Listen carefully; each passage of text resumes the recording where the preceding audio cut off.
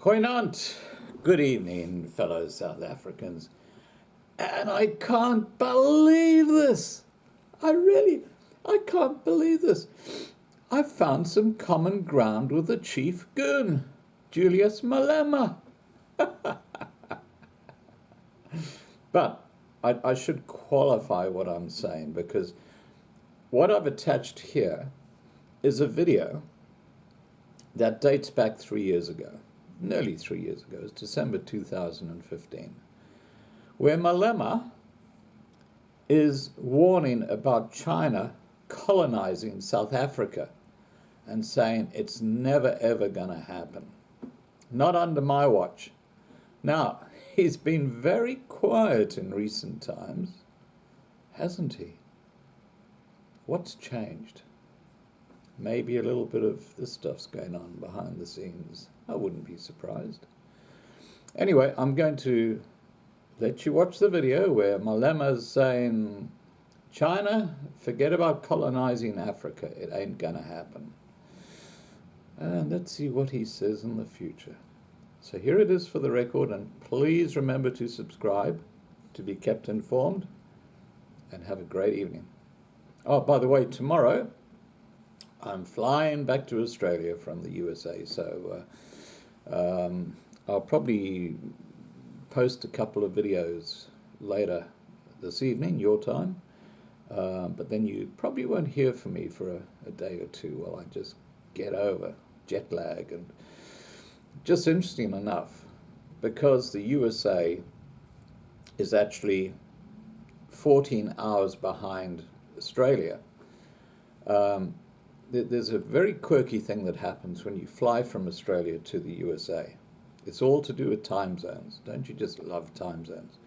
And when you fly from Australia to USA, or Brisbane to Los Angeles, you actually arrive in Los Angeles about 5 hours before you actually took off in Brisbane, because of the international dateline. You actually lose a day. Sorry, you gain a day. So you actually arrive in LA or Los Angeles several hours before you took off in Brisbane. And tomorrow when I fly back to Brisbane from Los Angeles, I actually lose a day. So for me, Sunday is not going to happen. I'm going to miss Sunday, because as soon as I hit the international dateline, bang, lost a day, and I'm into the next day. So that's what happens when you fly. All right, guys, have a great day and take care. Bye for now.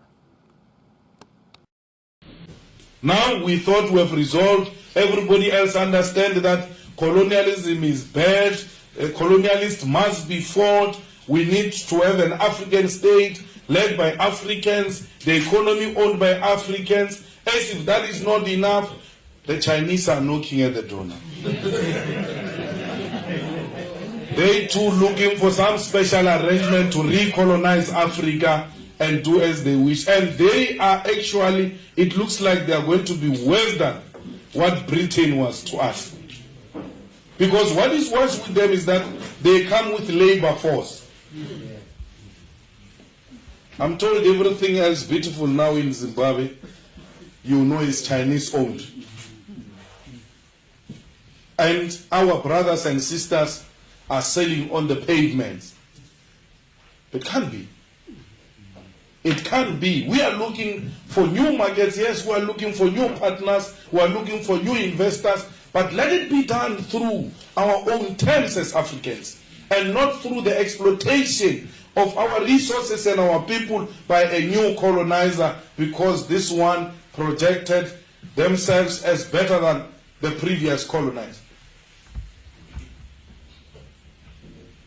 What is even more painful in South Africa, we are told to learn that Chinese language, Mandarin.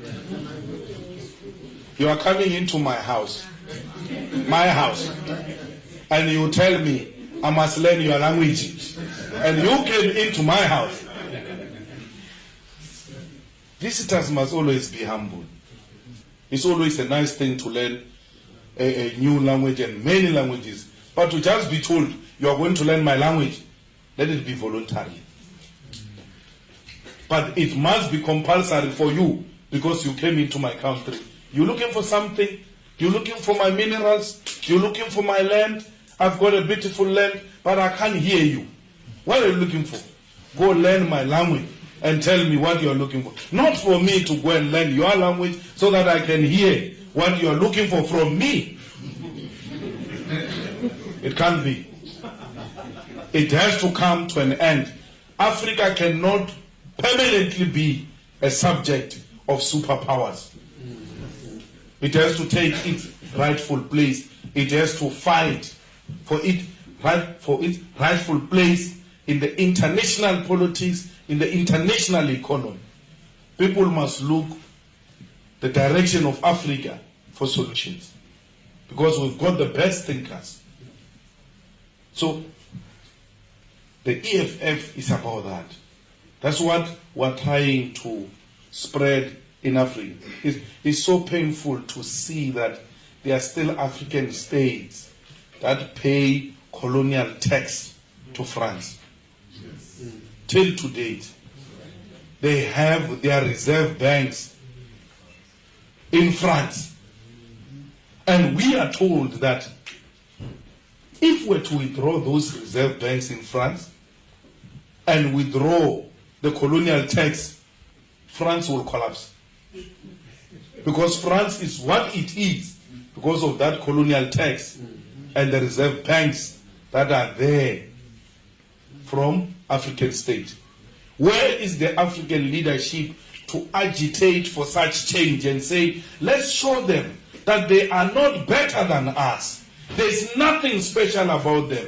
We are a chosen nation because God has given us minerals and beautiful land and mountains and beautiful beaches and sea. They need us, a beautiful weather, much better than this weather you have here in Britain. So what more do we need? We need leadership. Where is the leadership to tell these African states, stop paying and let's see what will happen?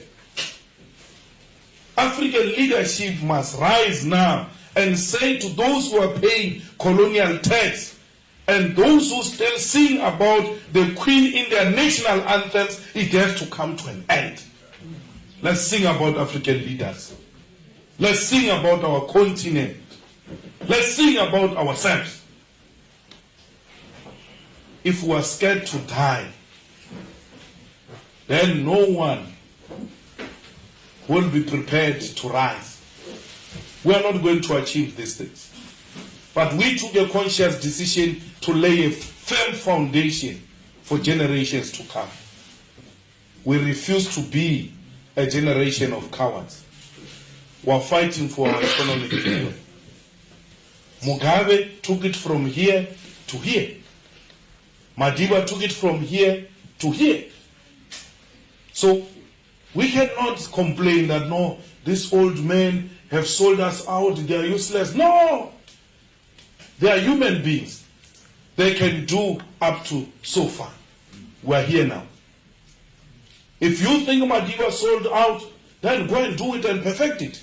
Madiba played his role. He can only do some of the things and put it here. That's why Madiba accepted that he was old. When we say Mandela was old, that's why he couldn't do certain things. They say, no, we're insulting Madiba. No, it was Madiba himself who said, I can only do one term, I'm too tired.